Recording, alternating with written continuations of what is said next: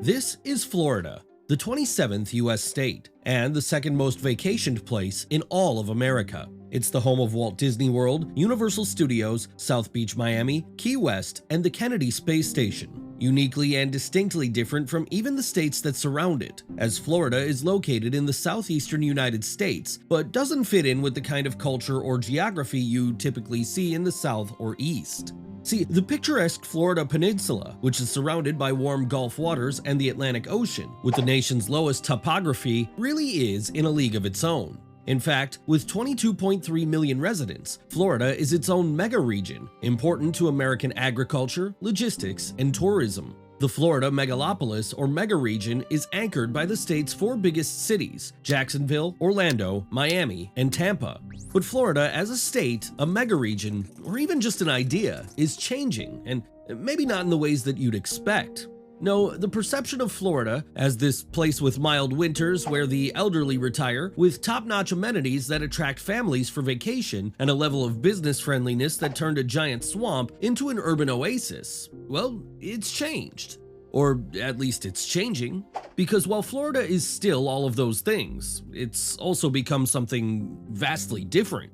And there are several reasons for that. For Florida's dramatic transition from an agricultural state mostly covered by sparsely populated rural areas into this densely populated state of massive growth that economically dominates the Southeast with 23 Fortune 500 companies and a gross state product of more than $1 trillion. It mostly comes down to this business and population loop that happens where a place is affordable and desirable, which attracts more people and businesses, which leads to increased development, attracting even more people and even more businesses. Until you're suddenly overtaking New York as the nation's third most populated state, which is what happened with Florida back in 2014. Obviously, I skipped a few steps there in outlining Florida's rise to success and prominence, and that was intentional, because there's something even more important to this story. The kind of growth happening in Florida doesn't just happen in a vacuum, and it's changing the state profoundly, especially for those 22.3 million people who call it home. Florida ranked first in the nation for the rate of rent increases in 2022, and it's currently ranked first again here in 2023 with an average statewide rental price of $2,128 per month.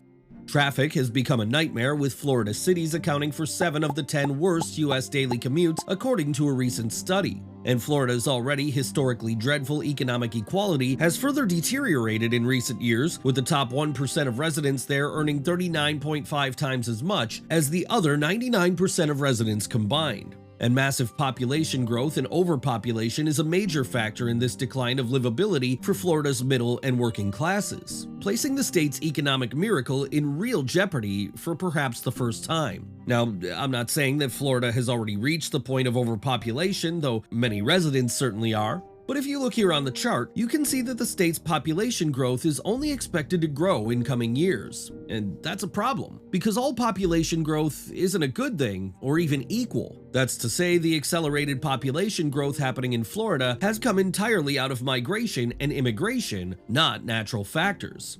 In fact, Florida's net neutral population growth has been in the negative. So without the 1,100 people a day moving there, Florida's population would actually be on the decline, as Florida lost 40,216 residents last year when not accounting for migration. That's why Florida has changed so much in recent years. There are less of the people who used to live there living there, and more people from other places making up its population base, amplifying the already difficult effects that go along with population growth, as more people means more congestion, more strain on the grid, and more social spending, or to paraphrase the late notorious B.I.G., more people, more problems.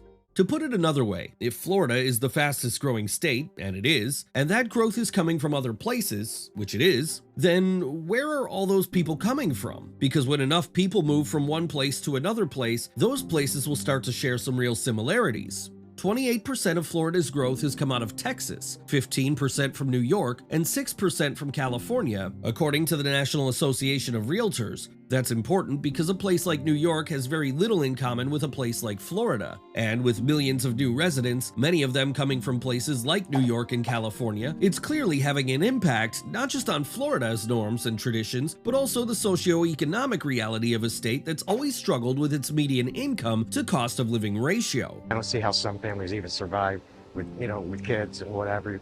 With administrative changes, things may return halfway back to the way that they were. For now, people in Southwest Florida will continue to budget and find ways to navigate. With the state growing by more than 35% since just the 2000s, and with the people moving there coming from places with much higher median wages and home prices, as wealthy residents from more expensive states are looking to take advantage of Florida's lower taxes and better affordability, making cash offers on nice homes in the best neighborhoods of cities like Orlando and Tampa, while the Florida middle class falls even further behind. As unchecked growth there is having a real effect on housing availability, environmental sustainability, and access to public amenities.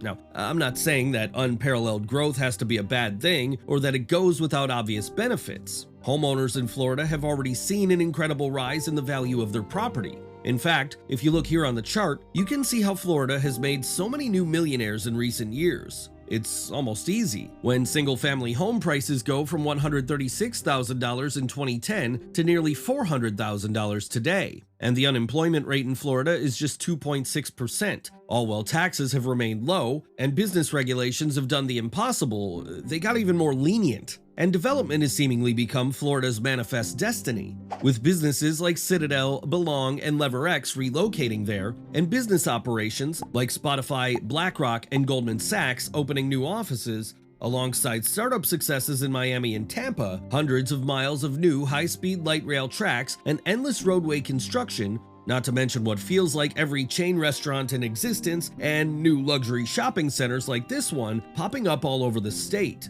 But while the ostentatiousness of Florida's upper class appears unmatched, the economic reality for everybody else is a lot more complicated, as Florida's working class, the ones that keep the state running, isn't booming at all.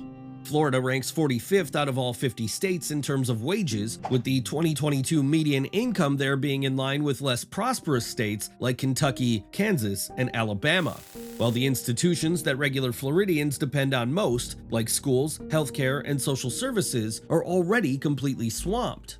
That's how Florida has, in many ways, come to represent a concerning trend where far too many hardworking families end up living in pay-by-the-week hotels while working full-time at some of the world's best-known corporations, like Disney, keeping Florida's labor pipeline full and the bank accounts of its working class empty.